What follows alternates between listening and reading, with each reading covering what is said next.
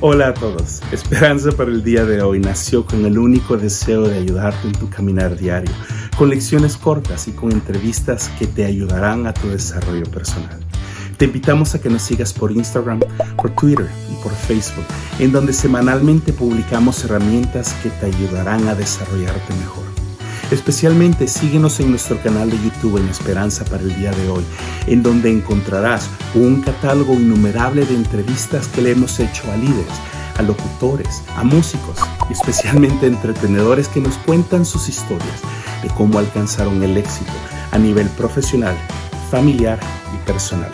No te pierdas los viernes y los sábados en YouTube Esperanza para el día de hoy.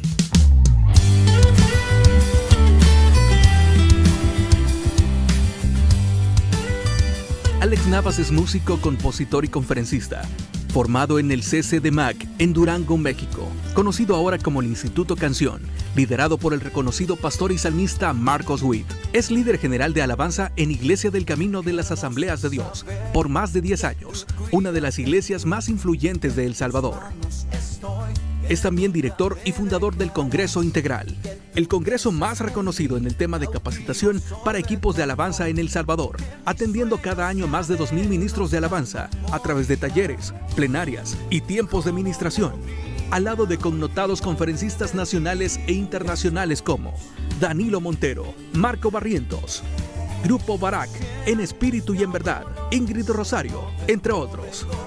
Hace 6 años impulsa el movimiento Aula de Adoración, un movimiento que activa en tiempos de adoración continua y que está trayendo frescura a la adoración del cuerpo de Cristo en las naciones. En 2013 lanza su primer álbum llamado Enciéndeme y en 2017 la producción Único, con las cuales ha bendecido a miles de personas, animándoles a recuperar su pasión por Jesús.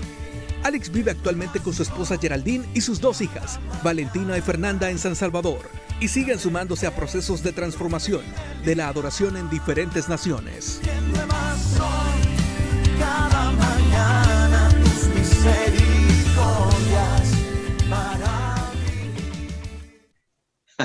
¿Cómo te ha tratado la vida hasta ahora, Alex? Yo creo que desde que tanto vos y yo salimos del CCDMAC, realmente nos desconectamos totalmente porque cada quien haciendo sus cosas por su lado y a pesar de todo, siempre sirviendo, pero espiritualmente conectados siempre. Sí, fíjate, bueno, desde que salí literalmente a la iglesia a apoyar a mi papá, avanzando ahí con varias cosas, justo cuando yo salgo de Durango, la iglesia tuvo como un crecimiento bien acelerado. Claro, Mi papá adquirió una radio, al principio en AM. Luego pasamos a una radio en FM, posteriormente el canal de televisión y todo eso pues nos metió a trabajar fuerte, a fortalecer la visión de la iglesia, mi papá tenía una visión más de país, así nació el movimiento también Tomando Mi Nación, y ahí entramos, a echarle ganas con él, pero al mismo tiempo yo estaba con la inquietud siempre con el tema de la adoración, de poder hacer algunas cosas. Y de hecho, junto con Noel fue que comenzamos a pensar en la idea de hacer algunos pequeños congresos, porque nosotros siempre hablábamos que pasó con aquellos congresos de los 90 que nos marcaron, y era verdad, nos marcaron, es cierto.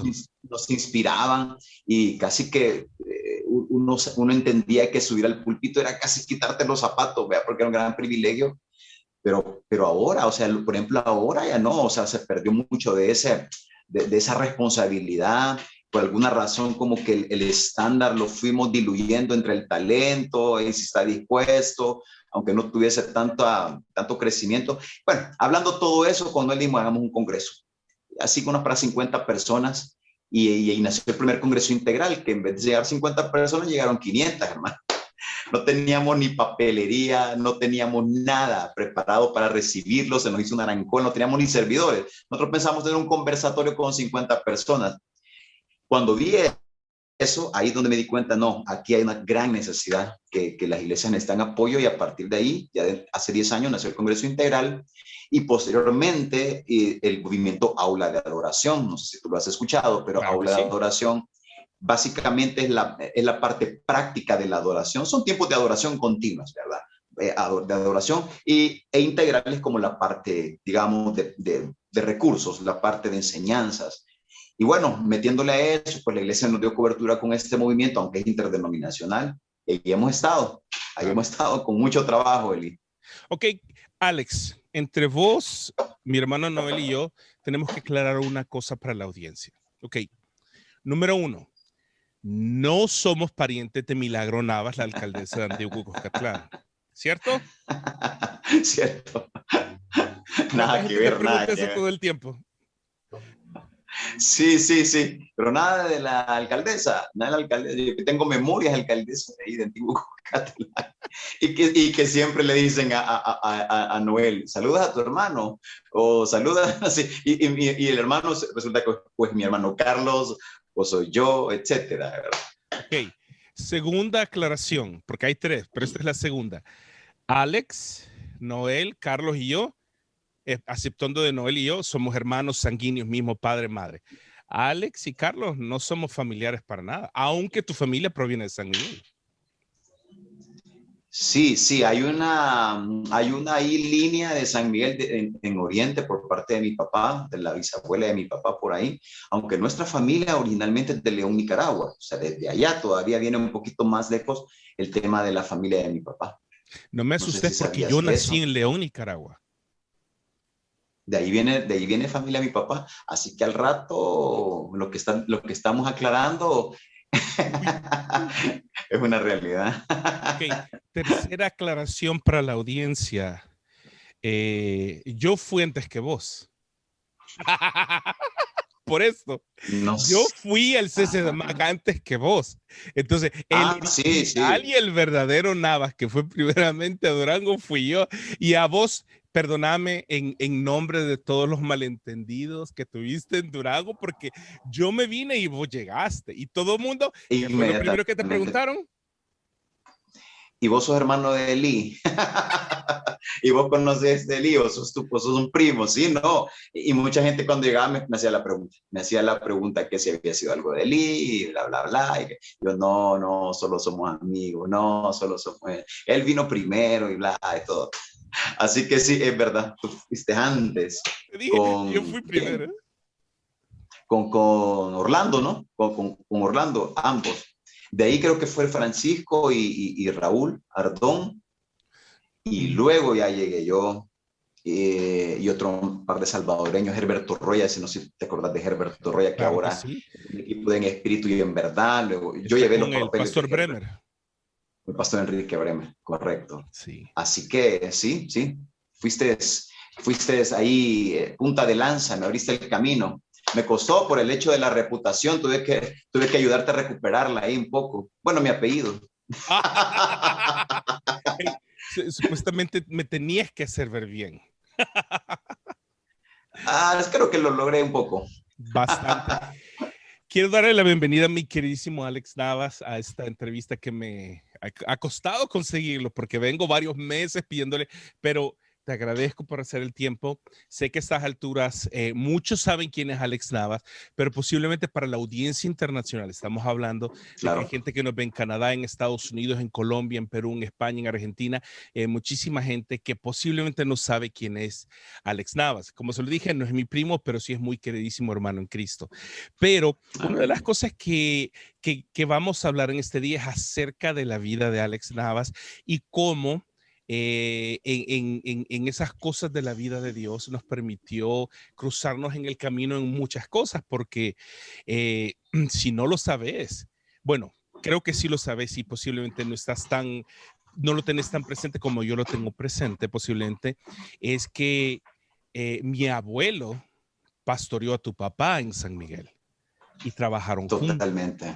Y yo tengo Totalmente. muchísimos recuerdos de tu papá, especialmente porque siempre que iba a San Miguel a quedarme con mis abuelos, nosotros nos vimos crecer. Y básicamente, Sí. cuando nos vinimos de San Miguel y ustedes también, corríamos juntos cuando la Josué Central todavía estaba en el Balanquitze. Es cierto. Ahí, en ese localito del Balanquitze, que por cierto mi papá se convirtió en 1980, una predica del pastor Héctor Bojorquez, que ya está en la presencia del Señor, ahí mi papá con unas, yo estaba ahí, y la escuela bíblica eran las gradas que iban al segundo piso, ¿verdad? En esas gradas ponían a los niños, ahí les daban la clase. Mi papá en el 80 acepta al Señor ahí, y justamente, yo no sé si 1 o 2 años después, de una manera bien acelerada, la verdad, ya era Dios definitivamente, mandan a mi papá a San Miguel, obviamente un pastor que iniciaba neófito. Dios siempre pone como esos ángeles, ¿verdad? Y esos mentores. Y justo estábamos recordando mucho al hermano Juan Benavides, porque estábamos haciendo el cálculo, papi, ya tenemos que ir viendo tus 40 años de ministerio, le digo yo, más o menos tenés una idea, y empezamos a hablar un poquito sobre eso, y me dice, la clave es cuándo comencé en San Miguel, me dice, tenemos que averiguar cuándo inició la obra de San Miguel, porque ahí más o menos empezó también el ministerio, y nos acordamos, por supuesto, del hermano Juan Benavides, que fue un mentor, un maestro, un hombre tremendo, mis recuerdos de un hombre de Dios, con un tremendo sentido del humor, y pues un verdadero siervo de Dios que ayudó a mi papá, y de verdad que ahí ya se han venido cruzando los caminos. Luego de San Miguel, mi papá apoyó la iglesia también de Ciudad Merliot, Josué Ciudad Merliot, que creo que ustedes vivían cerca, ¿no? Ahí estuvieron también, o sea, bien pequeño, más o menos Noel, andábamos como en la misma edad, más o menos. Así que, bueno, de edad sí soy antes. Ahí sí. Pero lo interesante es esto de que a pesar de todo, de que El Salvador es un país muy pequeño, realmente en el diario vivir, uno siempre se anda cruzando con gente, pero en nuestro caso, vos estabas trabajando con tu papá todo el tiempo.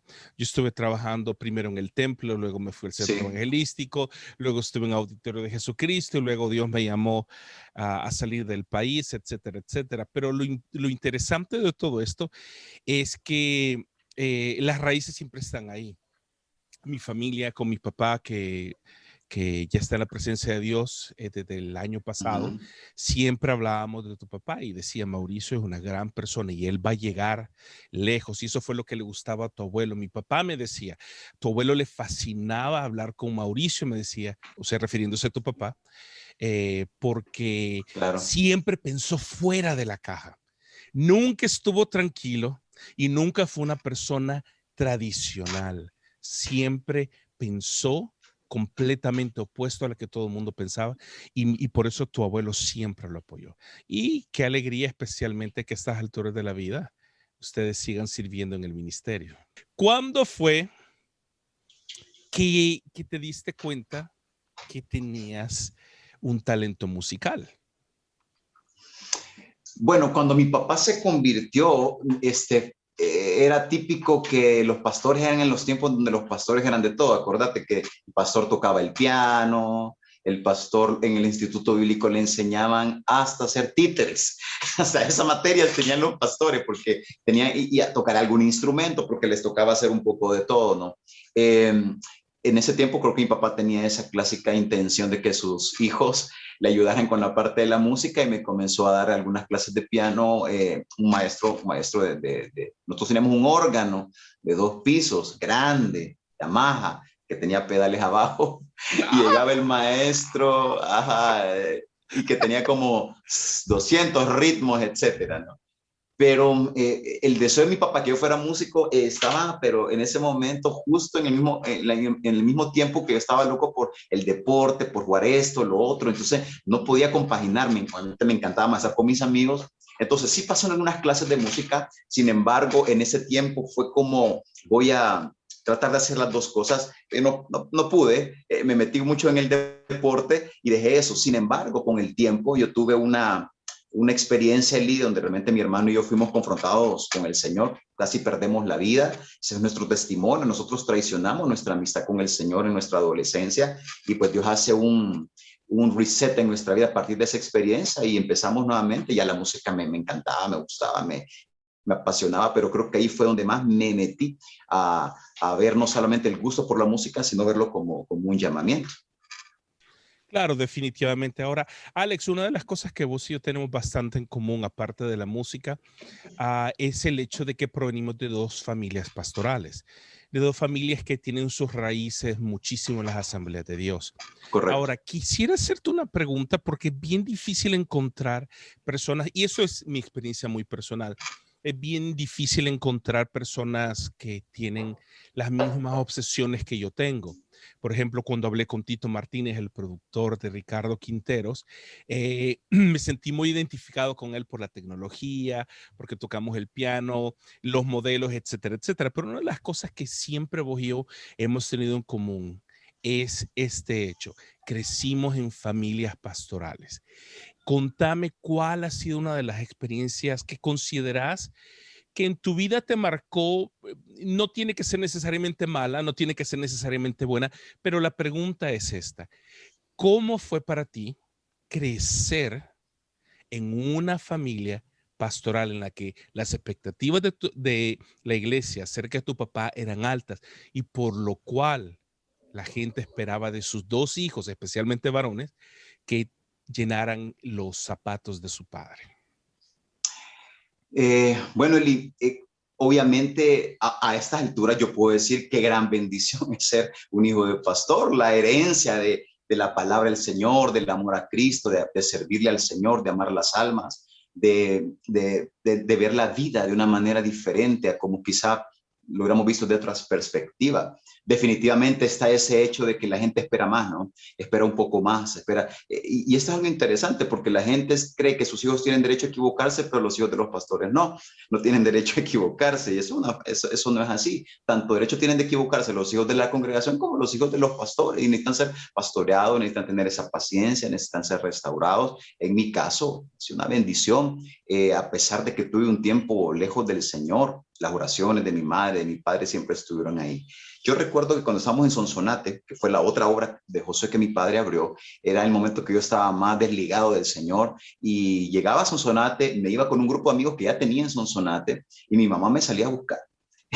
Y cuando yo entraba, mi mamá me metía por el pasillo de en medio de la iglesia para que todos me vieran y me diera pena. Y me llegaba a sentar en la silla de adelante y yo con la cara, ya te imaginaba, o sea, súper sacado de onda que estaba ahí sentado y refunfuñando. Y mi mamá me decía así entre dientes, baja esa trompa, quita la trompa, o sea, porque tenía Okay, la boca por aquí, ¿verdad? Pero ahora, para los internacionales siempre hago esta aclaración. Número uno, en El Salvador no hay árboles, hay palos. Número dos, en El Salvador no hay bocas, hay trompa. Hay una trompa, hay una trompa. Entonces, cuando uno les tiraba la trompa porque estaba enojado, exacto, mi mamá me decía, quita esa trompa, quita esa boca. Pero te voy a decir algo, en medio de todo mi desgano, cuando mi papá comenzaba a predicar, para mí la atmósfera cambiaba. Para mí el ambiente era transformado, a mí me cautivaba. Una vez yo estaba ahí y soltaba la palabra, a mí me tocaba de una manera y cuando él hablaba de las historias bíblicas, yo me metía en las historias y cuando él venía con esa aplicación, a mí me impactaba tanto. Yo decía, wow, qué bendición, qué padre, qué madre la que tengo. Jamás me imaginé que tiempo después yo iba a estar literalmente como pastor, porque el pastorado no se hereda. O sea, por ser hijo de pastor, tú no heredas un pastorado, el pastorado es un llamado. El ministerio es un llamado, el pastorado no es una herencia, como muchas veces pensamos, hijo de pastor va a ser pastor, no necesariamente. Y tenemos muchísimos ejemplos de buenos creyentes que no son hijos de pastores, porque esto no es una herencia, es un llamado, ¿no? Sin embargo, esa experiencia, Eli, de ese jale y estire, de querer dar el ancho para que la gente te vea bien y poder dar el estándar, y a veces en mi rebeldía, en todo esto, realmente lo que más me marcaba era que en medio de mi rebeldía reconocí el poder transformador del Espíritu Santo mediante la palabra del Señor, porque cuando mi padre hablaba, cuando mi padre soltaba la palabra, en verdad para mí era impresionante. El Espíritu Santo me hablaba de una manera increíble y cosas como esa me marcaron. Obviamente las familias pastorales son de esas familias que a veces lloran a solas, celebran en público, pero lloran a solas. Las victorias las celebramos todos, pero las derrotas o los momentos de desierto muchas veces es tras la puerta, ¿no? Muchas veces yo decía esto, ser pastor no es una ganga, ser pastor no es fácil. La gente critica a un pastor porque tiene una corbata nueva, pero no sabe la historia de cuántos carros deshizo por ir a predicar, por cuántas cosas dejó de hacer o abandonar proyectos profesionales de negocios por causa del evangelio. Como decía un buen amigo mío, nadie tiene una gloria si no tiene una historia, ¿no? Y a mí todas esas historias, en verdad, ahora que las veo, las sumo a mi vida, puedo decir, realmente es una bendición, serio, pastor. Realmente es una bendición crecer en una iglesia, conocer los coritos. Yo tengo un amigo que me ama, alabaré, yo me puedo todo, con Noé, o sea, yo sé todas las canciones y mis hijas no creen que esas canciones ya las conocía, porque todavía las cantan en las escuelas bíblicas. Yo todo eso, sí, yo soy, como decía un amigo, soy más evangélico que el sobre de un diezmo. Soy más evangélico que una pandereta, hermano. En mi tiempo se decía, y obviamente tenemos casi la misma edad, pero se decía, soy más evangélico que una banca de iglesia. Ahora hay de un sobre de diezmo, porque eso es más evangélico. Así que Alex, no, para mí una bendición, la verdad, y ustedes pues también que tienen ese legado, en verdad es una gran bendición. ahora, Alex, tenés toda la libertad de no contestar, pero ¿cuál fue la razón por la cual vos te rebelaste en contra del evangelio y decidiste salirte de los caminos? Si no te molesta que abuse de la confianza y te pregunte. No, para nada. No fue nada ni contra mis padres, ni contra Cristo, ni porque no le amara. Simplemente las presiones, el descuidar tu vida espiritual, el hecho de comenzar a caminar, empezar a jugar con fuego pensando que no te vas a quemar. En un momento me vi muy involucrado, por ejemplo, en la música muy oscura, en literatura. Tenía una afición muy fuerte por las películas de terror, Eli, muy fuerte. Quería almacenar muchísimo en mi mente, y esa era nuestra idea, almacenar cuántas formas de matar había en alguien. Y esto comentábamos con un grupo de amigos que teníamos esta obsesión de ver películas de terror. Todo eso abrió puertas en mi vida espirituales tremendas, donde el enemigo avanzó. Hubo una influencia del enemigo con respecto a esto.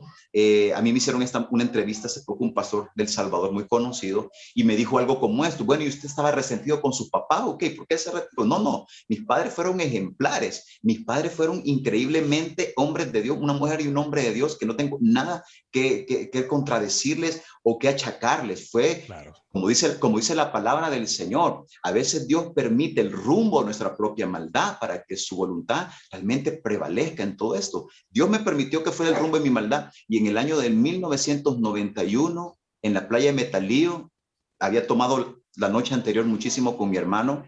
Nos fuimos a bañar, una corriente me tomó a una velocidad impresionante. ¿Sabes cuántos cheros se metieron a ayudarme? ¿Cuántos amigos para los internacionales se metieron a ayudarme? Ninguno de esos desgraciados, pero ya los perdoné. Esos perros desgraciados arrastrados, que ya los perdoné, por cierto. Ya está perdonado. Bueno, el único que se mete es Carlos, mi hermano. Intenta, pero la corriente lo lleva al lado contrario. Estamos los dos muriéndonos. Los primeros 10 minutos yo dije, voy a salir. Es que yo sé nadar, yo puedo salir, tengo 14 años, o sea, yo voy a salir. 15 años, voy a salir.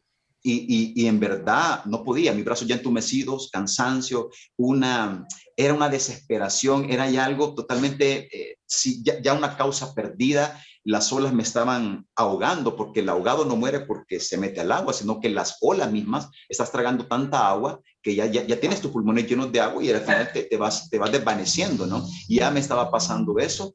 Cuando yo clamo al Señor, Eli, y yo solo dije: Señor, si me salvas, te serviré para siempre. Y salva a mi hermano. Y yo le dije: pero si no me salvas, porque llegó el momento, por mi propia rebeldía, solo te pido algo: déjame verte, llévame contigo. Y en ese momento que yo estaba diciendo eso, una ola no cayó sobre mi cabeza, porque la dinámica de las olas atrás, ya muy adentro, es que te caen sobre la cabeza y te hunden. Y tú logras tocar incluso el suelo. Y luego intentas salir a tomar aire, pero lo que tragas es más agua de otra ola que viene. Pero hubo una ola que me golpeó la espalda, literalmente me sacó y me puso en la orilla del mar, literalmente. Y yo estaba ahí muriéndome, y de repente esa ola me sacó. Estoy hablando de un 9 de abril, Semana Santa, playa llenísima, la gente caía de rodillas cuando vio el milagro, como salió Carlos. Carlos estaba haciendo la misma oración: sálvame, Señor, sálvame. Carlos ora, y la marea, Carlos sale caminando, Eli, de lo profundo del mar sale caminando, porque la marea bajó. Tú sabes que las mareas no bajan en minutos ni en segundos, las mareas bajan en horas. La marea bajó tanto en ese momento que Carlos salió caminando. Bueno, la gente caía de rodillas, glorificaba al Señor, nos entrevistaron, bueno, fue una cosa tremenda, hermano. Ahora, ¿por qué yo me alejé de Dios? Es que si a mí no me pasa el 9 de abril de 1991, yo no estuviera sentado hablándote este testimonio, ni predicando a Cristo, ni hablando de su poder. Muchas veces estas malas decisiones nos llevan a un desierto, en mi caso casi morirme, para entender lo que Dios quería conmigo. Y el Señor tiene algo muy especial, y es que de tus malas decisiones, Él puede hacer un nuevo plan perfecto. Por eso Salmo 40 dice, me sacó del lodo cenagoso, del pozo de la desesperación, enderezó mis pasos, puso mis pies sobre la roca y luego puso en mi boca cántico nuevo. Yo siempre digo esto, nadie puede adorar al menos que haya tenido una historia de lodo cenagoso, de fango de desesperación, de playas de metalío, de un disparo, de un secuestro, de un robo, de un matrimonio que se venía deteriorando, ahí donde Dios se manifiesta. Y esa es la razón. Yo me desvié, pero creo que la razón era que Jesús que tenía que tratar conmigo. Wow, Alex, te soy franco, tengo que literalmente una vida de conocerte. Nunca me había tomado el tiempo de hacer todas estas preguntas, y creo que esto es una de las cosas que más disfruto de esto en que estoy haciendo actualmente en YouTube, en mi canal. Reconectarme con la gente que siempre ha estado ahí. Porque vos sabés que yo siempre estuve ahí, vos Sí, y yo claro. estuvimos siempre ahí, pero nunca nos tomamos el tiempo porque éramos cheros de iglesia, porque ministramos en nuestras iglesias y estábamos intentando hacer algo. Pero no es hasta que no tomamos este tiempo de conocer la historia del uno del otro que realmente uno no se da cuenta la razón por la cual mucha gente ha llegado hasta donde está, como en tu caso, que ha llegado a formar un parte de un movimiento a nivel nacional en El Salvador que poca gente lo ha visto. Ahora, hablando de eso, quiero hacerte una pregunta, y es una leyenda urbana. Cuando entrevisté a Gadiel, a estas alturas me imagino que ya viste la entrevista que le hice a Gadiel Espinosa. Gadiel Espinosa me contó la historia de que cuando grabó Alas de Águila, aparecieron armonías que ellos nunca habían grabado. Wow. Mira la entrevista. Sí lo escuché. Ellos le dicen, es cuando él y Adriana cantan juntos y le llaman el monstruo. Yo le expliqué a Gadiel que eso era, ¿cómo se llama? Una técnica poco inusual que la ocupa Lala Hathaway en un video de Snarky Puppy, donde una persona hace armonía con una armonía. Sí, ok, perfecto. Ahora, de la misma manera que Gadiel tenía esa leyenda urbana que me la aclaró, quiero hacerte una pregunta. Y cuando yo me vine del CC de Mac, decime si sí o no. No te voy a decir qué es, pero mejor te voy a lanzar la pregunta. ¿Es cierto que a vos Marcos te ofreció que te quedaras con él tocando como parte de la banda? Sí. Yo tuve 2 salidas con él, 2 años seguidos, 98 y 99, por el hecho de que justo fue ese año que la banda se desfragmentó. Se desfragmentó porque Jerry West se fue por su lado a Monterrey, si no me equivoco. La banda estaba ahí en un proceso, entonces no había un guitarrista y no había un pianista. Melvin Cruz también había andado como por sus cosas y hicieron una audición en el cual iban a hacer como una especie de concurso de bandas, digamos. La banda más sólida iba a apoyar a Marcos en unas giras, en ese caso en la Ciudad de México, era México, era Guanajuato, era otra ciudad que está, San Luis Potosí, que está más o menos al centro. Y pues en la banda que estaba Gabriel Gallego, éramos muy amigos, Gabriel Gallego, Alan Villatoro, Zach, se me olvidó el apellido, estaba yo. Y bueno, por alguna razón, algunas bandas dijeron, ya no seguimos, quedamos solo 2 bandas. Una banda creo que era la de, creo que una banda que tocaba con Jerry Márquez y nosotros. Al final dijeron, bueno, creo que esta es la banda más sólida, etcétera, etcétera. Y salimos con Marcos porque la idea era poder promover más la escuela. Y entonces, un grupo de alumnos con músicos experimentados que él tenía, andábamos tocando, andando en unas clínicas, etcétera. Esto fue en el año 98.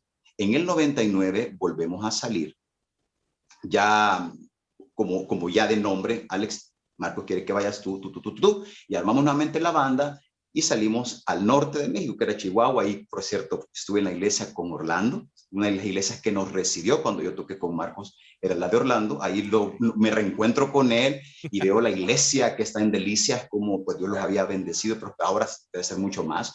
Y estuvimos con el pastor Enrique Bremer, él nos recibió también. El pastor Enrique armó algo en Parral, y no recuerdo cuál fue el otro lugar. Al venir de eso, fue un mover bien lindo.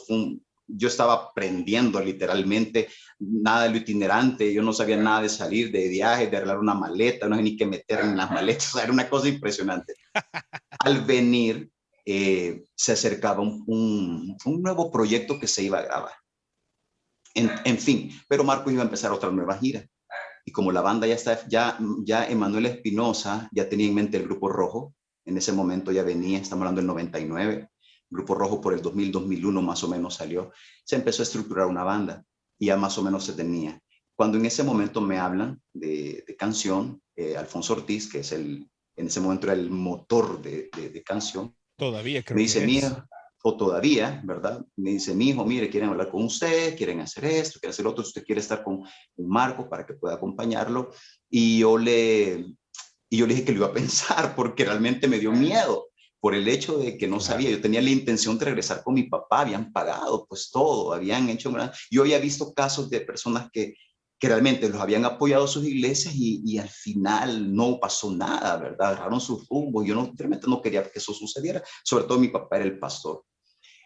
Yo le dije, tengo que pensarlo, no estoy seguro, porque de verdad esto... Hablo con mi papá, le llamo, y mi papá después tiene un encuentro con Marco Witt aquí en El Salvador y platican sobre el asunto. Pero yo hablo con mi papá y le digo, fíjate que ha pasado esto. Canción quiere... Eran 3 años nada más, era un contrato de 3 años. Canción quiere contratarme 3 años para esta nueva etapa, pero no sé qué hacer. Yo quiero ir a apoyar, yo sé que la iglesia está avanzando. Y mi papá me dice lo último que yo quería oír. Me dijo, ahí ve vos. No me dijo ni sí, ni no, ni blanco, ni negro. Me dice, toma la decisión vos. Espérate, dame un tiempo, espérame. Ok, hablas con tu papá. Yo conozco, ok, señores que están viendo internacionalmente, todos sabemos cómo son los padres en nuestros países, pero la frase específica de un pastor, número 3, a su hijo y sobre todo, ahí ve vos. Y no es una frase sencilla de interpretar. No. La pregunta número 1 es, ¿te movió la mano o no te movió la mano? Porque ahí era la respuesta definitiva. Si te dijo, ahí ve vos, es, jaja, papayito, ahí te corto la beca. No lo vi, pero era por teléfono, pero su expresión era como, toma tú la decisión, porque si yo te digo no, en el tiempo me vas a decir, ¿por qué no me dejaste? ¿Por qué no me dejaste intentarlo? Y si te digo sí, si te arrepientes, vas a echarme todo el tiempo la culpa. Quiero que tú tomes tus decisiones. ¿Qué edad tenías en ese momento, Alex? Estaba por los 22 años, 22, okay. 23 años. ¿No estabas saliendo con nadie? ¿Estabas completamente soltero y todo? No. Yo ya estaba comprometido con Gerald, mi esposa. Con mi esposa tuvimos un noviazgo de 10 años. Hablé de este tema ahí en Durango. Me dijeron, ya pueden irse para acá, ya puede estar acá, pueden casarse, pueden tener una casa, todo eso puedes cubrirlo. Lo que te queremos es 3 años. Bueno, cuando mi papá me dijo eso, a mí me hubiera sido más fácil un no o un sí, pero ahí de vos, es como, wea. Pero para no hacerlo largo, ese día pues había una vigilia en la escuela, Dios me habló profundamente, yo sabía que algo iba a pasar en El Salvador, yo no soy de visiones, ni sueños, ni cosas así, pero yo cerré mis ojos y vi la letra del Salvador, vi el nombre del Salvador, probablemente fue un pensamiento que Dios puso, y vi cómo cada letra se encendía, y cada letra, y Dios me hablaba, va a haber un avivamiento, tú tienes que estar ahí, tienes que apoyar a tu padre, y nada más me arrepentí. Lo chistoso fue de que comienzan a hacer las audiciones como yo dije, di un paso atrás, al final dije, creo que no es mi lugar. Hacen las audiciones en la escuela con todos los guitarristas. Tenías toda la cola de chavos para audicionar al guitarrista. Emanuel Espinosa había llegado a la escuela y yo desayunando. O sea, el desayunador estaba solo, todo el mundo estaba afuera. Yo estaba, te imaginas, a los 23 años, sintiéndome o el más tonto, ¿verdad? O wow, qué madurez. y yo me sentía más bien como un tonto.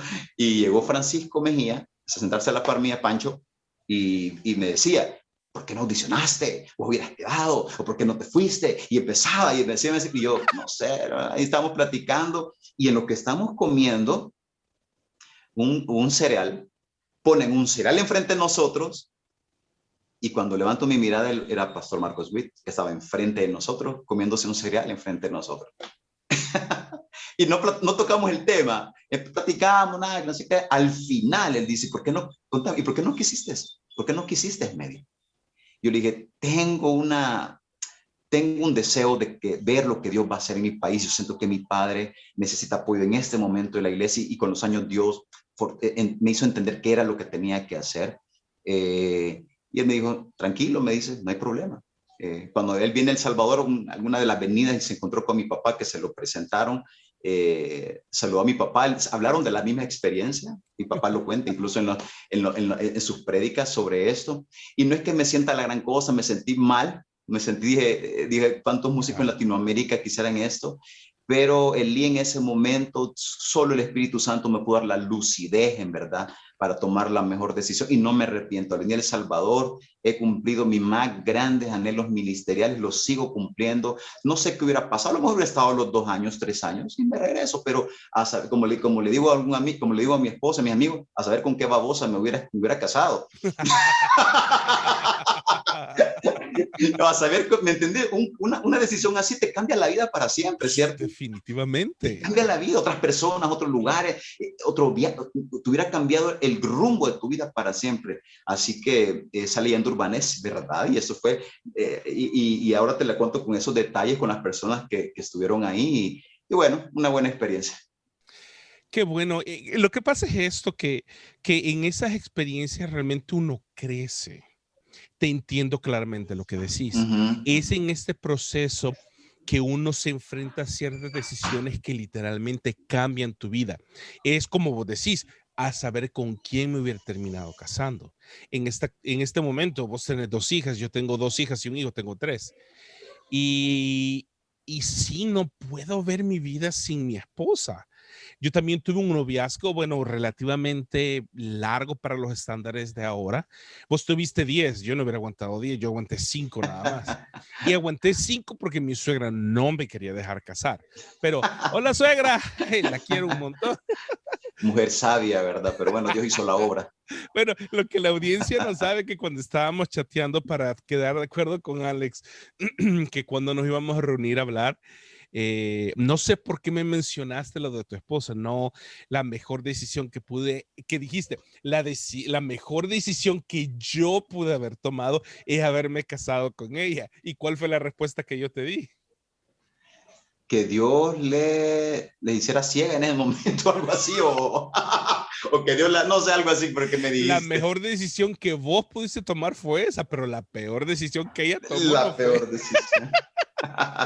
Ahí hizo Dios la obra.